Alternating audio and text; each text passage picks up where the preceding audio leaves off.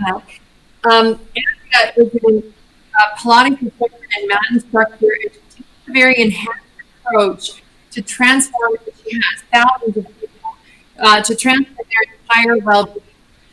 Her mission is to inspire and assist each individual to get serious about physical, mental, emotional, and their nutritional well-being, which is a really big accomplishment, I think, for fitness business. So I'm very, very happy to have her on our show.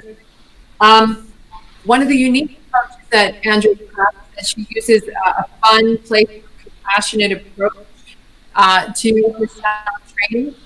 Personally design plans with a purpose in mind for each individual, and that is empower clients to live their very best life.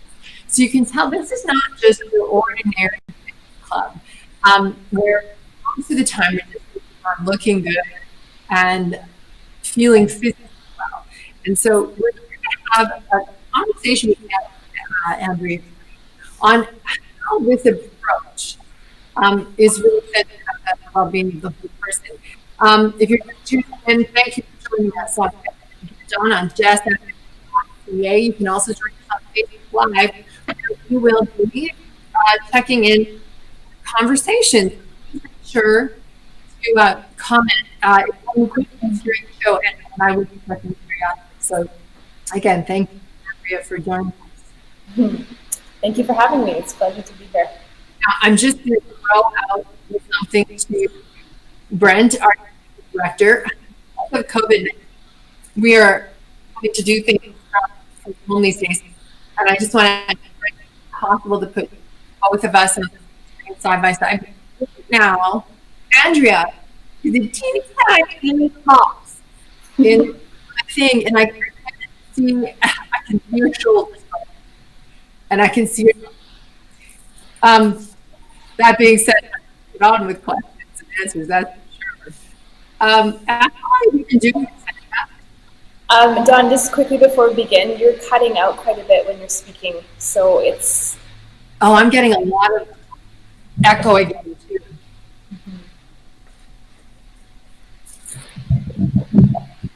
Let's see. How's that? Yeah, that's better so far. Is that better? How are we doing, Brent?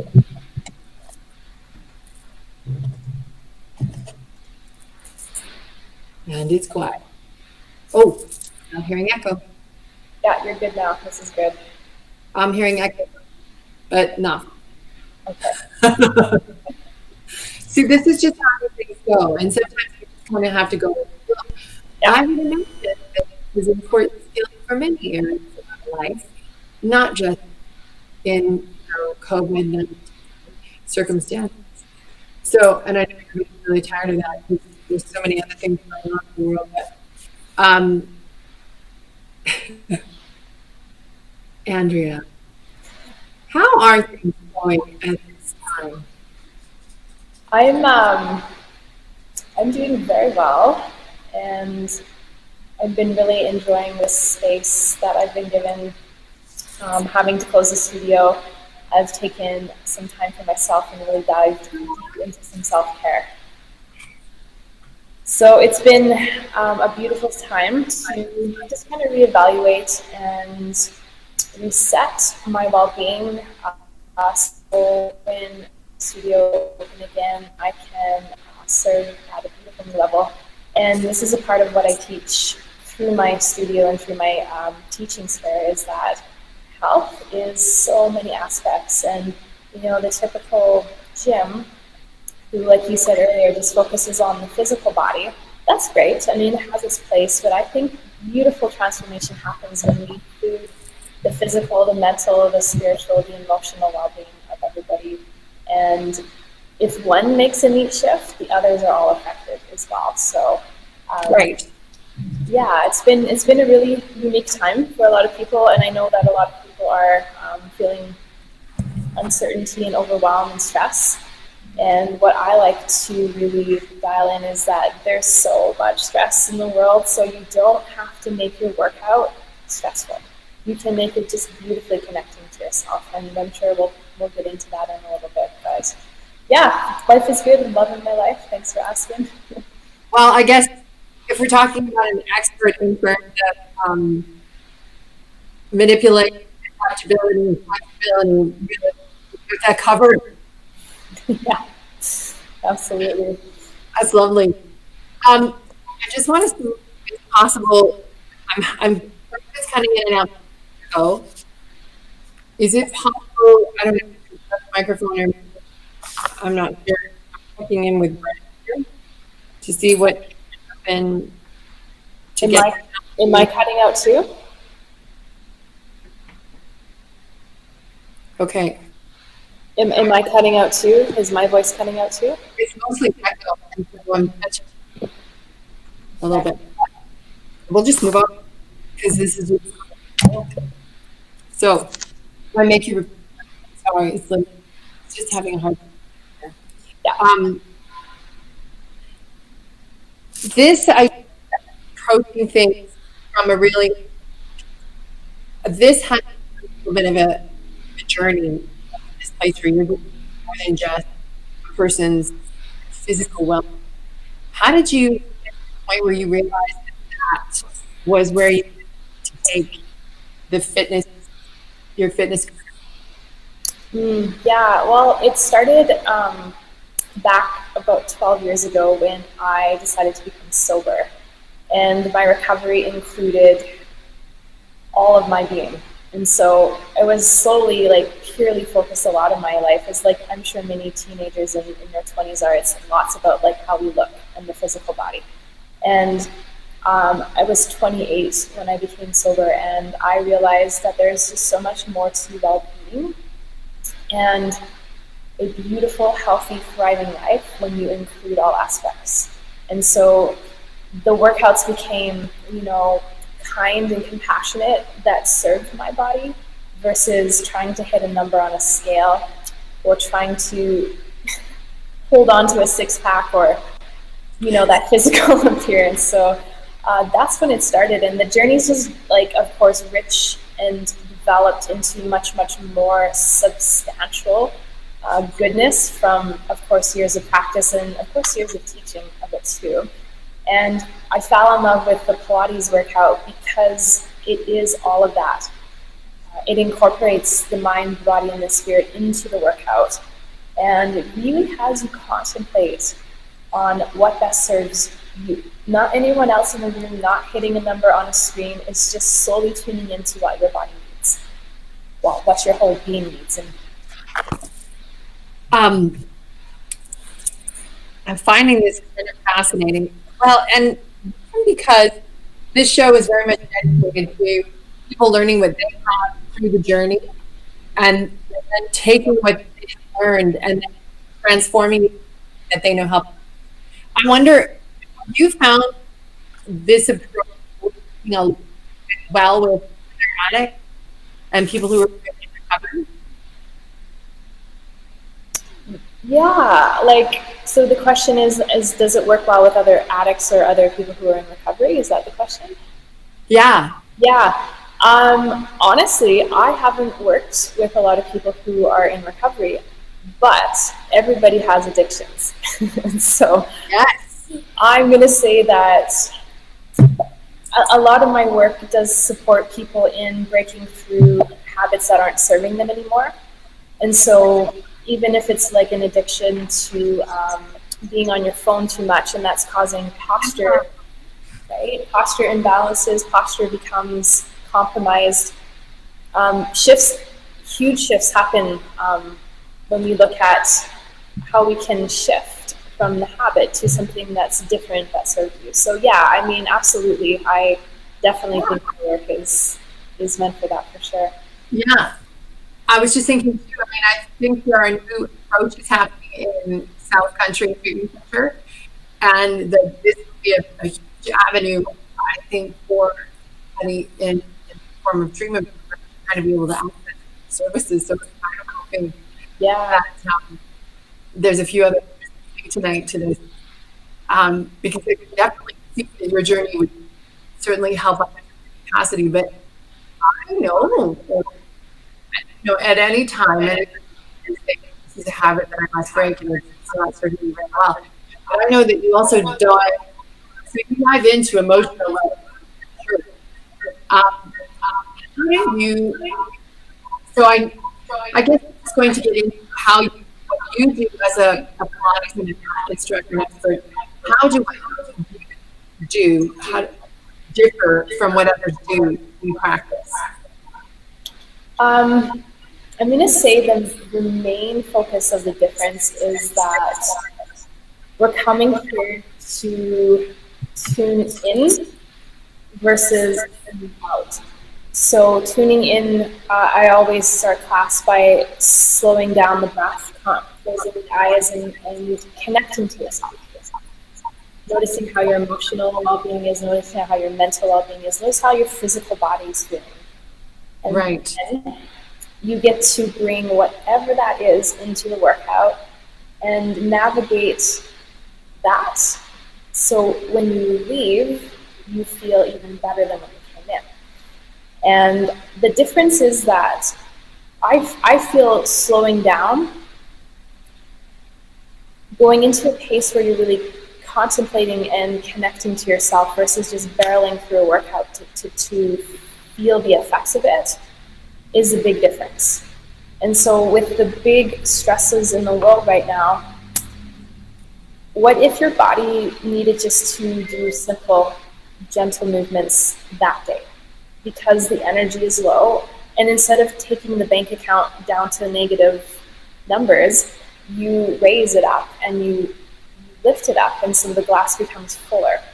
And so I teach to tune in and to do exercises that are both strengthening the body and also creating flexibility in the muscles as well. Because I think the most incredible superpower that you can own in a physical body is having the balance between strength and length.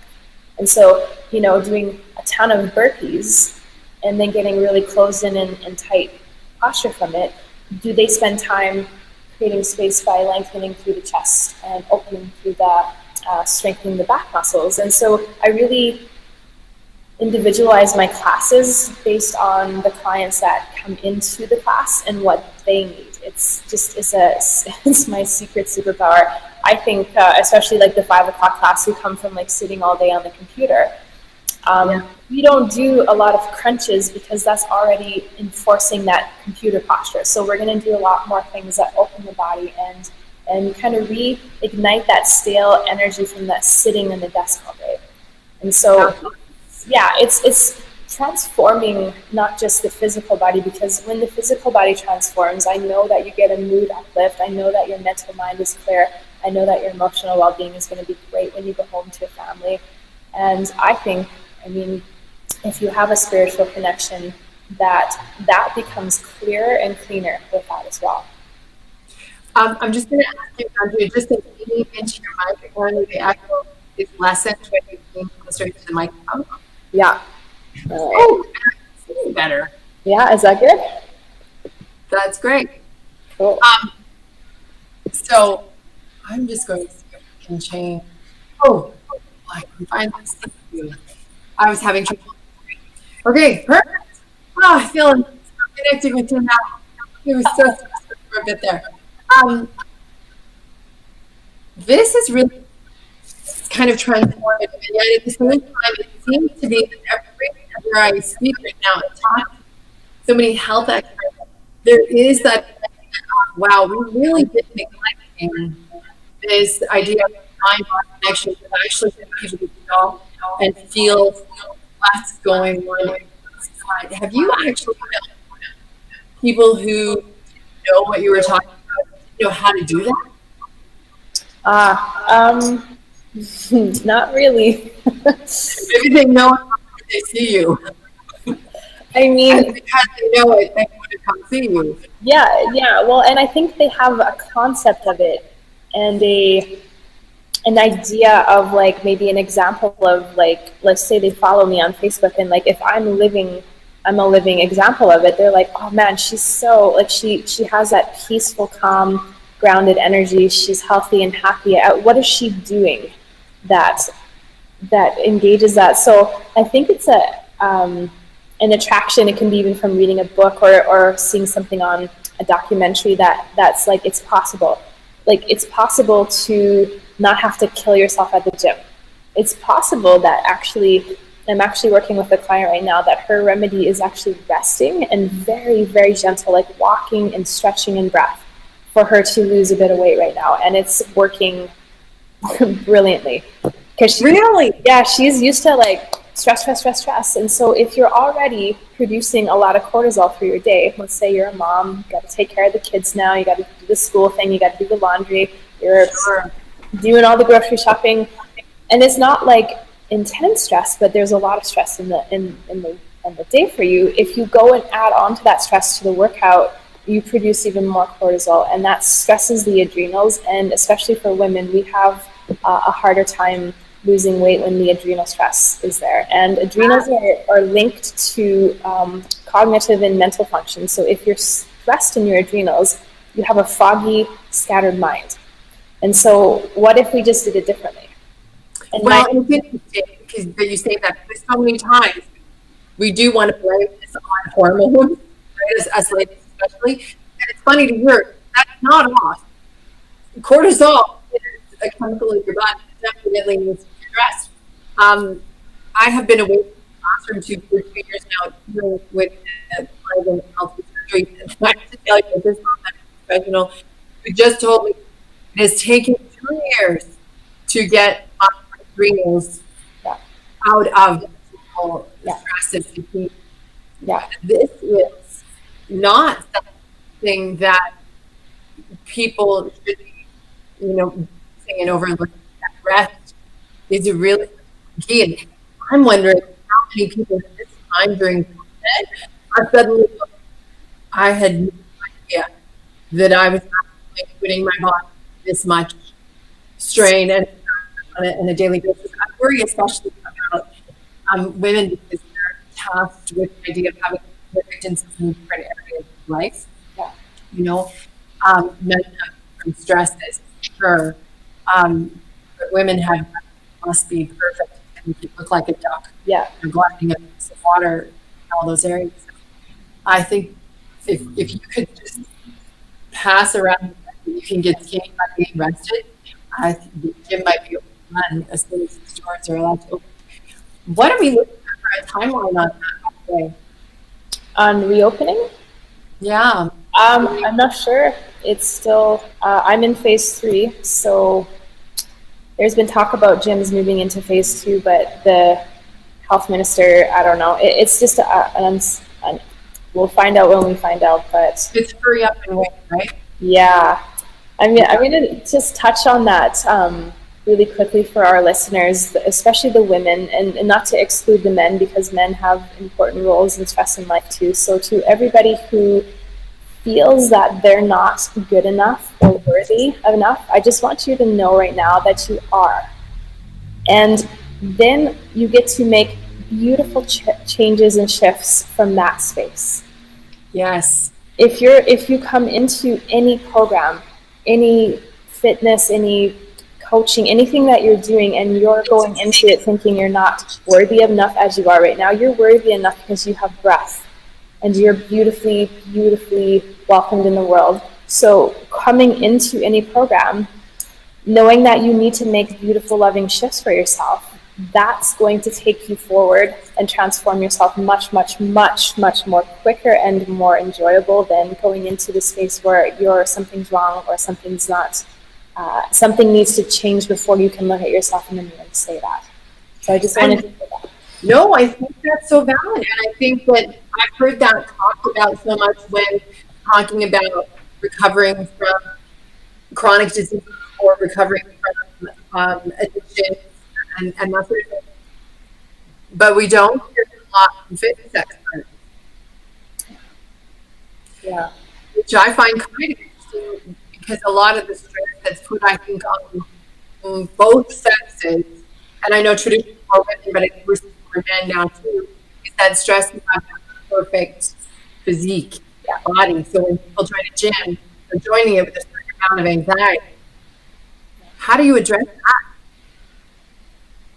I'm asking you all the good questions. No, it's good. It's like, I mean, the body image issues come from both men and women, and comes from sources that society deems to be true, or family says is true.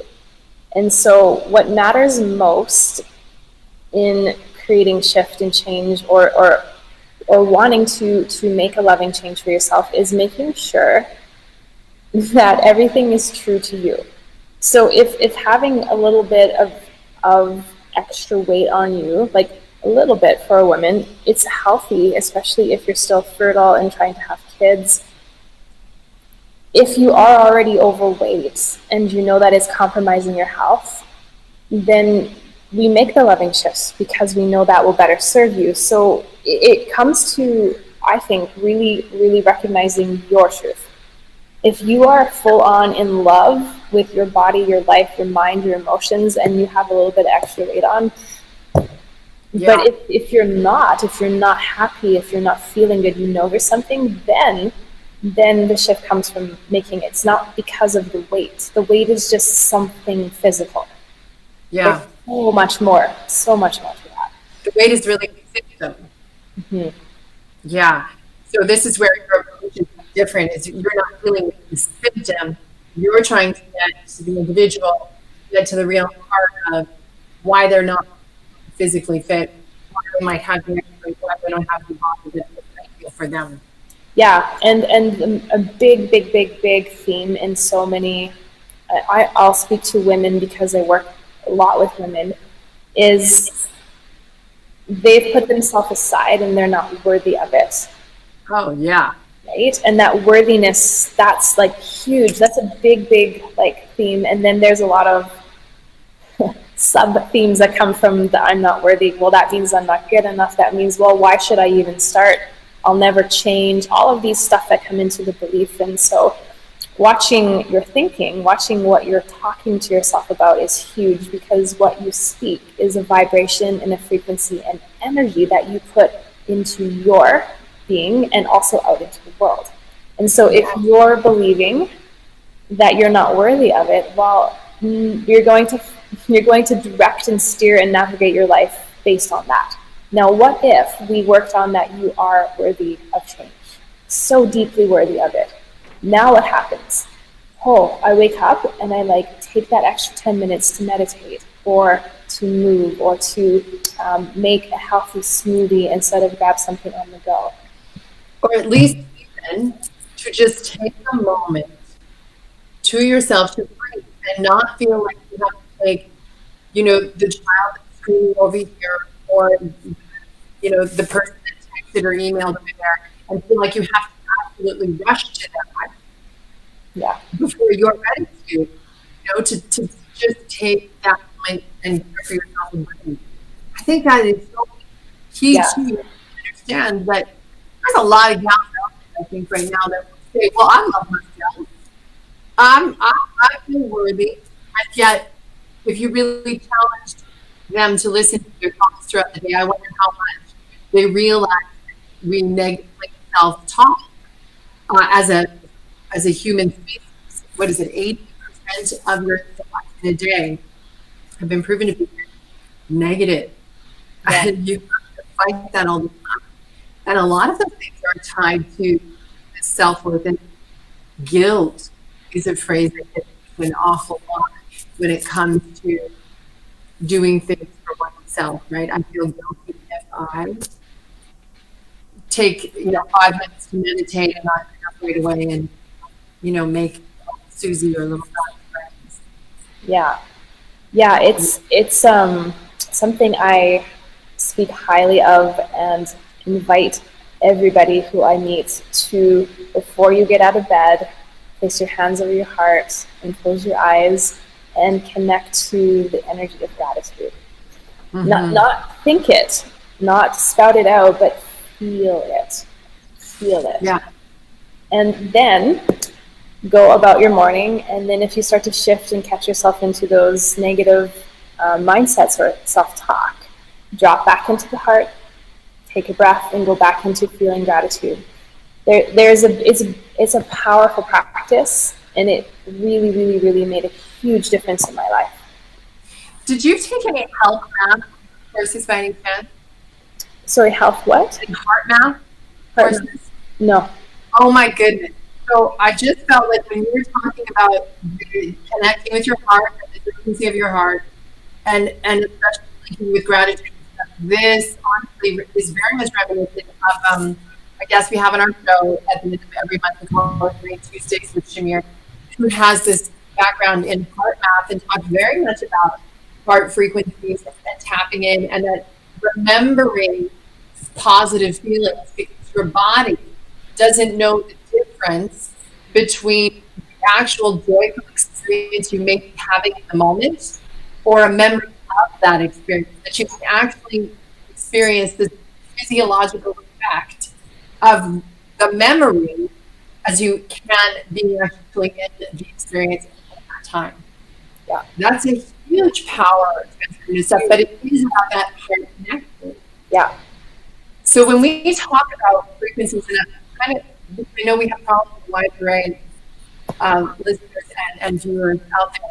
When you talk about frequencies, what do you understand them to be?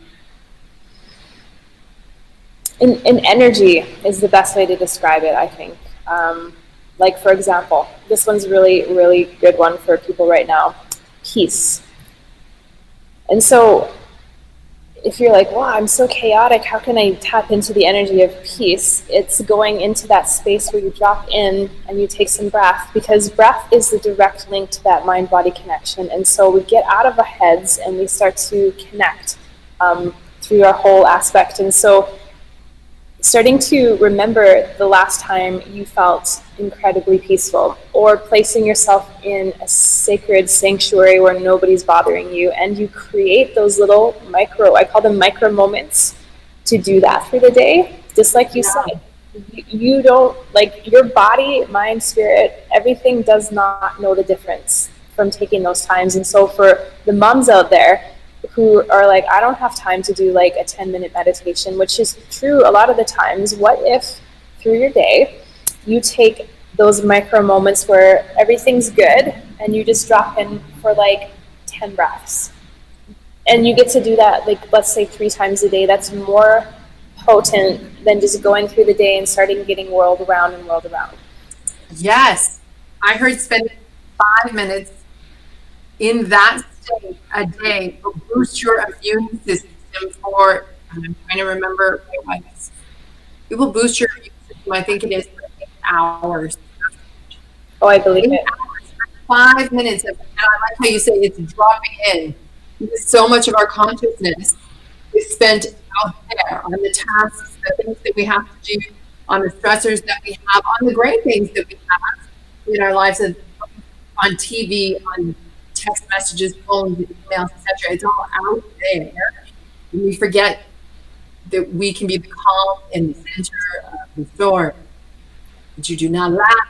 You do not need to let all of that stuff cross into the boundary of your heart. Yeah. That's so important, especially when there's so much stress we have. Yes. On so many of our choices, I think right now we're going to see how many of the choices that are going on right now, not from an internal state of peace, right? But from very much external sort of turmoil and conflict and upset and you're just responsive, because when you're not dropped in, right? Yeah. Then you almost can't be as responsible for your behavior to listen to Eckhart Tolle. You're just responding instead of being a part of your body. Yeah, and there's so much focus on the external and the doing and the energy that requires us to be in action, and we don't spend half as much time as we need to do. I call it just being. Yeah. And so you're terrified of being. Yeah, you're terrified of being. Yeah. Like YouTube teachers, I remember experiencing this when I was in surgery and had to leave my room, my bed for a week after I got out of the hospital. It's just like, well, what am I supposed to do with myself right now? I need to go 50, 60 hours a week, and now I have to live in my own skin, in my own bedroom, in my own spot for like days. That's a time out. Yeah. You know, and then I realized, wait a minute, I've been looking so long. I think we keep ourselves busy all the time because we are afraid to sit in silence. We think that there's something wrong. Yeah. How many people have the TV or the radio or all this other stimulus on all of the time? But the real power is dropping in and listening. That's why I wondered if you had clients that were like dropping in, listening to myself, knowing my heart. What would that be? You know, the modality I use is, of course, Pilates, and the workout teaches it, like within its method. And so during the hour that you're doing your Pilates workout, you really are being with yourself. There's no end goal of like burning calories or getting like that physical burn you feel in your muscles. Yeah. It's such a complex method through breath, because the entire hour, every exercise is linked to breath.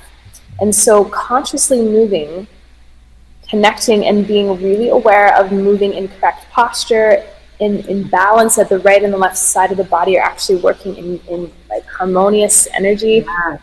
So I sneak in all of that stuff we've been talking about through that, because Joseph Pilates, oh my goodness, he was so far before his time. I mean, he was developing Pilates in World War I era. So things were a lot slower back then. And so I think in the era that we live in now, to bring in, there's 8 principles of Pilates, to bring in all of the principles of Pilates throughout the class. Like, for example, precision is one of the Pilates principles. So precision means you move precisely in a movement that best serves you. And so let's say my leg is super flexible and I can reach it and extend it, and there's my precision, and I place it back down with care and thought. And the next person next to that person is less flexible, and she moves here instead of here. So that's her precision. And her mindfulness is like, she doesn't need to do that. We're so in our own self during the Pilates workout, you can't even be bothered to look at somebody else. And so I think it gives you a practice already to implement. And so, of course, I always sneak in those beautiful principles of what I teach and what we've been talking about, and then invite them to be conscious through their day or through their week if I don't see them for a while. And so I like to give like action, or I call it homework sometimes, so they can be conscious of it through their week. And so I love when someone doesn't just spit out content. It's like, embody it, now go put it into action. That's where true change comes. Okay. I love this. So this is really where things get very individualized in your plan, right? So how much sort of an interview process do you go through, like, or an assessment process of sorts, do you go to with your clients in order to sort of do that? Do you have to do that, or is this something that sort of is more organic with your class? Definitely organic with my classes, because I only ever have 8 people in a class, and I am such a people person that I love getting to know people intimately right away, and it's not hard for my brain to remember little details about people. So especially when they start coming and I know, like, for example, let's say they've just had an injury and they're scared to move and they don't trust themselves, and so I know that about them, and I'm going to keep that in mind when I'm going through the class. But as a private client, I do actually have a form to fill out to ask. I have a bunch of really great deep questions to see kind of where they're at and what they want and how they want to transform, and I go from there. But of course, private training includes I do it's called Pilates and Beyond. So it's Pilates and transformational coaching. So it includes both of them, because I think once we move the body and we start moving things around, a lot of stored emotions and mindsets can come up during it. And so when we move it out, we can start talking it out after a bit. So that's been a really beautiful program that I offer in the sense of the private training. So yeah, it's definitely organic. Mm-hmm. I'm just taking a look here for any questions. I just want to say hi, Alex. Thanks for joining us. Welcome to everybody. You're more than welcome to ask questions. We are here on getfm.ca, students of getserious.com. To check this out, operational in a very unique method online, and we'll make sure that you get a chance to plug that. And John Alberta posted, if you want to see a replay of the show, feel free to see us on Jess TV on Facebook and enjoy our watch party now. But you can catch the show later. You can also watch us on YouTube on either Jess TV or on beautygoodnesstruth.com. There will also be there as well. Andrea, when you think about the wellness of the whole person, I know that you also dive into nutrition as an approach to discuss health and wellness. And I can feel that this is probably going to link again to some of those habits that we have, the behaviors that we have. Can you speak a little bit about what your nutritional approach is with your clients? Yeah. So I'll just give you a little history of I grew up as a competitive dancer, and so body image to me was everything. And so a lot of my nutritional choices were healthy, but very restricted, very rigid, very limiting. And so I did that in order to have this perfect body. So we'd go for dinner at my dad's house, and he'd make healthy cookies, and I wouldn't eat one because I was so scared I was going to gain weight. And so I had to go through my own journey to realize how much stress and baggage that I carried around through eating. And I love eating. I mean, who doesn't love eating? It's the most pleasurable thing on this planet. Hard to celebrate. Yeah, and celebrations and food is creative. It's such a process, and such variety and beauty to it. It's really hard to imagine that if we weren't supposed to enjoy food, why we would have taste buds. Yeah, and we have forgotten. I mean, I'll speak for myself. I had forgotten what my real truth was. So basically my approach is intuitive eating. And so taking people back to the original nature of what, again, this is my theme, what best serves you. So funny enough, tomatoes don't serve me. They're a healthy vegetable, but they don't serve my body. And so picking up on little internal cues after you're eating, do you feel fully alive and thriving? If so, that's what you want to aim for. If not, if you feel like garbage and you feel sick and tired, then that's a huge cue too. It's actually really simple, and I think that we try to make it so complex. And so the first, I'll just give the listeners one quick tip. If you were to listen to what we call the food police, and that's that nagging little voice in your mind that says, don't eat after 7. Oh yeah. Those chips have too much sodium in it. Bad woman in my head. Yeah, all of those rules, where did you learn them from? And so can we check into making sure we're not listening to those, but listening to you? So I was telling my client the other day, she's like, man, I went to Costco and bought these organic chocolate fudgicles, and she read me the ingredients, and the grams of sugar are pretty clean. They were really clean, and I thought they were great. And she's like, I didn't eat one because I was worried that there was too much sugar in them before bed. And I was like, but did you were you just in this space of just being with it and fully enjoying it? And she's like, yeah, and I denied myself of it. And I was like, well, that's not intuitive eating.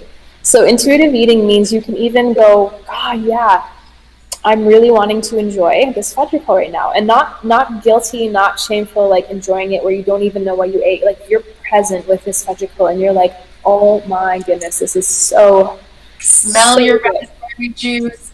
Yes. Your raspberry juice. This raspberry juice. People Yum. let it roll around your tongue a little bit Yeah. because And it's meant to be enjoyed.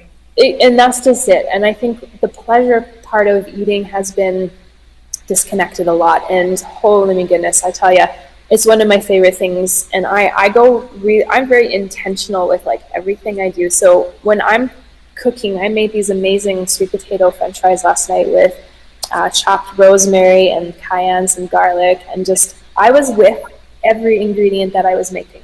So chopping the rosemary, feeling it with my hands, smelling it, like I'm present with all of my nutrition, and I bless it before I eat it, and I talk to my body, and I really make it a ritual. So the on the go thing, it happens, and that's fine, but part of it is becoming more aware, just like you do in everything in life. How much are you chewing? My niece was over the other day for dinner, and she was just like, rah, rah, like eating as fast as she can, and I was like, what the? I was like, sweetheart. And she's like, I knew there was another motivation. She wanted to go watch her show after, and so she just power it down. And so we had a little chat about enjoying it and chewing it and like being pleasure with it. And the TV is not an option after dinner anyways. So Yeah. so yeah, that's a little bit about it. I mean, it's a whole topic in itself, I'm sure. Well, I think we all reach that habit, especially, and we've all heard it, eating. There's no better disconnect than when you're simply passing by the plate of brownies halfway through the day. Because I know this is an issue. Halfway through the day, that pan of brownies goes. We're really craving a brownie. Yeah. You were clearly medicating for some other reason. Yeah. Gosh, that. I love this idea of approaching people from that intuitive piece. The idea of with intent, how create the life that you love. That is key to your mission. And I think this is a really sort of stepping back for a moment and saying, wow, that's a pretty broad statement to be making for Pilates, specialist that we can actually, through this encourage people and inspire people to live their best life. What would you say to those, sort of skeptical individuals? Why don't you believe you can live your life? Just that smile right there, and you just smile at them like that would actually provoke a few more questions. But yeah, so it's sort of the idea of how can Pilates, how can this approach, how is it that you can inspire people to live their best life? What is that about? I think there's a belief in the general population that it's good enough. Like my life is good enough, or it's gonna just be the way it is. Yeah. I've heard that thousands of times in my consultations and clients that come in. I'm too old, it's too late to change. And so what if there is a way that actually isn't difficult and is enjoyable, that gives you a life that you wake up every day and go, what is this for? Yeah. Yes, I love my life. Like, and if you're not in that space, if you're in a space where you're going through a lot of challenges, there is work that you have to put in to make the shifts. And you know what, you guys, it is not that comfortable and not that fun, but the goodness on the other side is to living the best life that you can create. It's possible. It's possible. It really, really is. And I think like the skeptics, if you're asking me, like I think if I were to talk to one, I would just know that they didn't believe that there is a best life to have. And we're not talking about this from the mouth of a gal who hasn't had challenges. that's what I really love about your story, is that you're not speaking as, because I can only imagine, and I think because we've talked about it before, that people see you, you're this glowing, vibrant, young, former um, dancer. You must have had the perfect life because you look fantastic. And yet, that was some of the stuff you had to overcome, in fact, to become. Absolutely. Yeah. And so you're very unique. And the fact that you appear as a vibrant, energetic, glowing individual is the result of having gone through a lot of hard stuff. When you and I talk about the hard work, because you both know it, how would you explain what the work is when people go, okay, I get it. I'm not happy with my life. This stuff is really hard. I'm an emotional train wreck. I'm reactive, and I'm not comfortable with the way things are, or I'm simply not doing what I really want to be doing for the rest of my life. What kind of work and steps do you see them having to take? They're confused. They don't know where to start. Yeah, simply without having to like sign up for like a class or a program or anything, or therapy. Yeah, you know, every day in your life there is a challenge. Yeah. It can be going through traffic and being late. It could be not having enough money to buy groceries. Like, it could be small to big.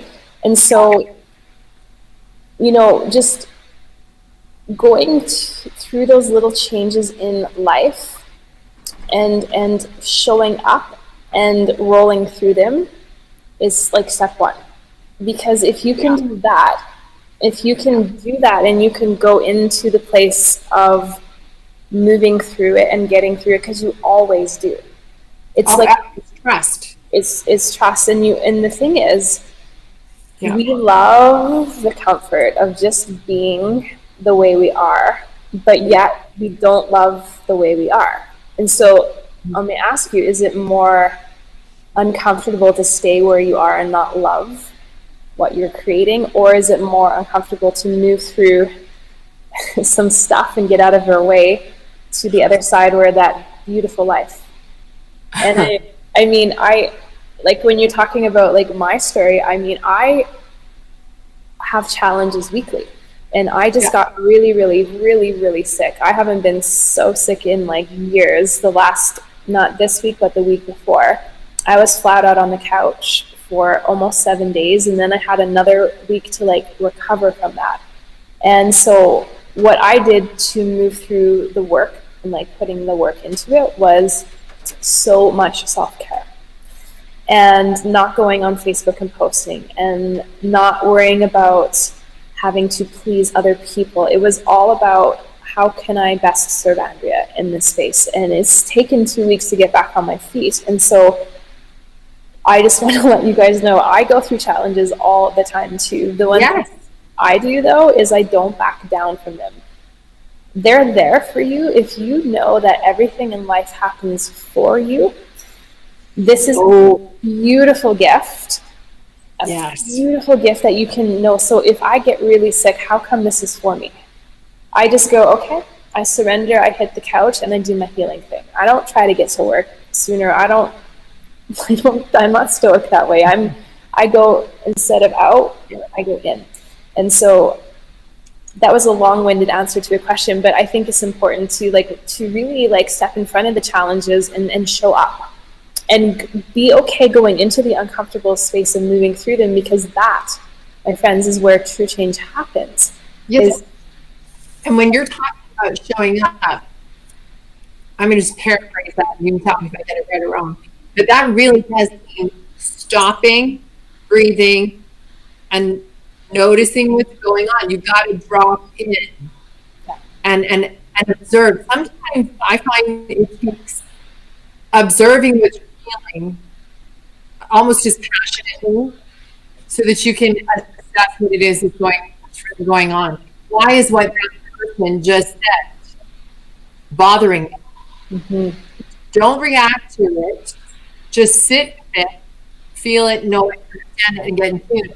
And so much of what you talk about there, I think you kind of jumped into that, some of that work. I think personally where that work has to begin, especially if you've had some major traumas and chronic illnesses and things, is having a certain bit of faith that even if you don't understand it right now, life is not happening to you. It actually happens. That does not mean that we get a care of life. Just know that they'll get through it. There's faith there. The other piece is that gratitude. Talk about those frequencies. I know for myself, my frequency sucked yesterday.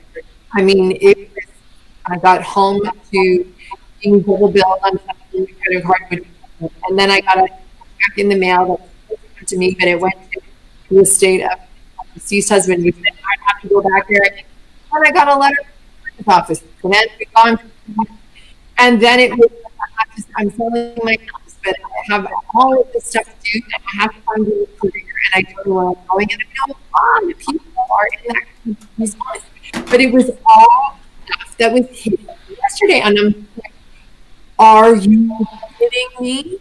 I just walked in the door to all of this, right? But in the middle of that moment, you just have to observe it, know like, it's just a moment, pass through this, and you take healthy steps, you know, try to sit in gratitude, know that where you are now, Yeah. you're out with yesterday.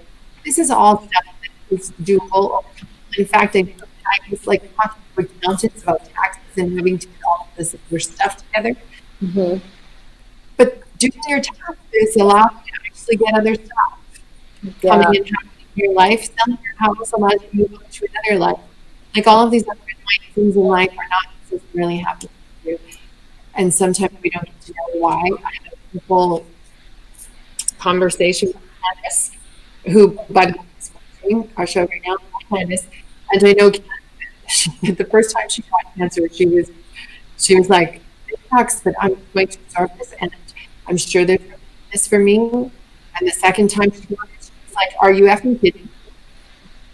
And sometimes that's where we have to go. And that anger actually helps her kind of get up and out the second time. So sometimes we don't always know. We have to trust her to get through it. That was my long response to That's your okay. question. It's like what I have really come to understand and would love people to just receive to life is all about having ups and downs. And so we are human and we are meant to feel an array of different emotions. And I think part of the process is people just don't want to feel sad or angry or just, and so if you can allow yourself, one of the days I was sick, I was so weepy. And that is unlike me at all. And I look and I see my sister came over in the window and I looked up at her and I'm like, she's so beautiful, and just crying, and I didn't go, oh God, what's wrong with me? I shouldn't be crying. I just let the tears go that day. And the one thing that's really served my growth in this journey is really allowing myself to feel all of this human experience. And then when you ask me like what the work is, like all of the work isn't actually that difficult because you just go, okay, I'm just going to allow whatever comes. Yes, the work is really understanding and being okay with the fact that you are a living, healing, breathing human being. Yeah. And that's okay. So much of our shame stories and so much of the work that gets blocked is because we think that crying, fear, anger, all of those things, which are innate, naturally human, are inherently somehow they're absolutely intrinsically a part of you. Yeah. They're not to hold on to. But in order to let them go, you actually have to acknowledge that they have them in you to begin with. And then you have to Yeah, we were not given an emotional education growing up. Many people were not. And so I think, Stuff it down.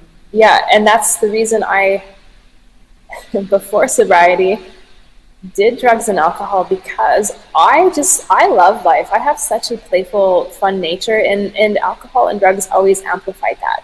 And so Yeah. I could be guaranteed a good time or a high all the time, and I literally lived to make sure every day was like that. So shocking to the surprise that that's not life. And so I struggled a lot after sobriety, feeling the lows, like actually feeling it. Everyone's like, "Oh, sobriety is so great. You've made this huge decision." Well, actually, it's not awesome when you first start, because you got to feel everything now.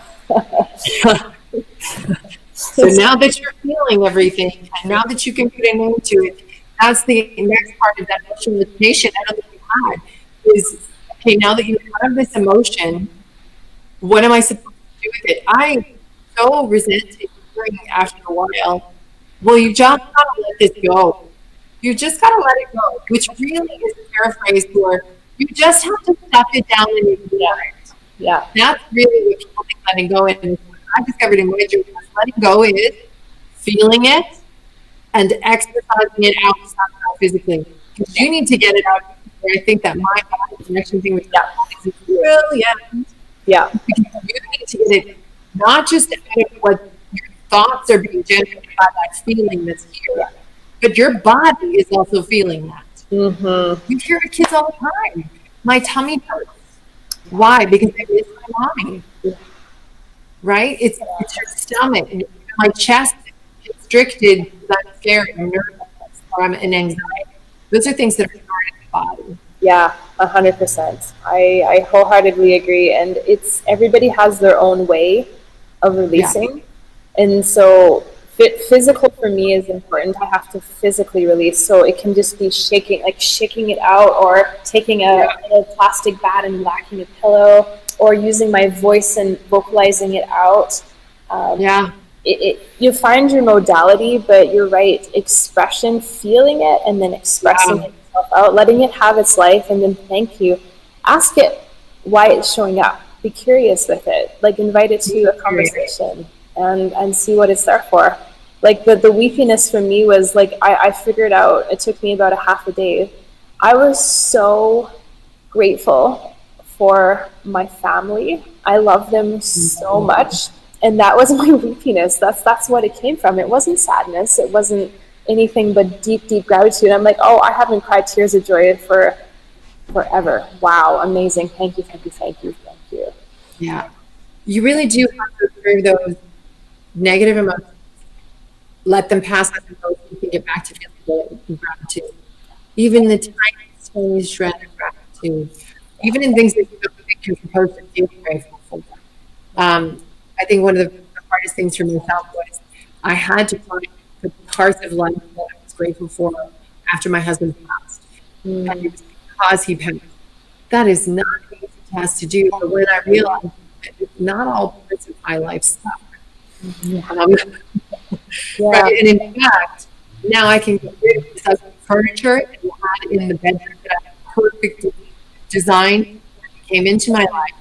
And now I can take that nasty furniture and craft it and get myself some nice pink end tables. And I have to tell you, I will die for those end tables. Right? To reclaim that cargo. But there are things in life to be grateful for, even in your lowest things. Yeah. Powerful. Powerful girl. That's amazing. I know that the show has to end. It's like 7:30 on the dot. I don't want to say goodbye. So we'll probably have to end.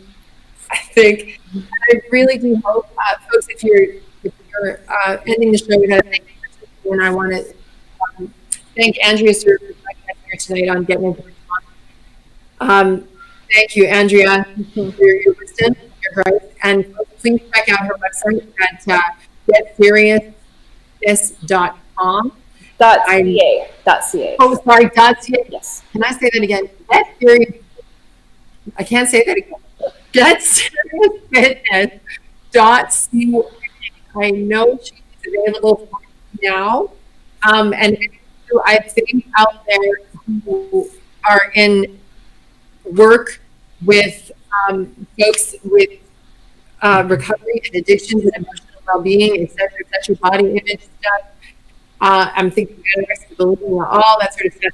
You really need to get in touch with Andrea. I think she could help. So thank you again. And John Style Words. You can find me and about me and my modality on beautygoodness.com. This has been Getting Done, and we'll see you again next week.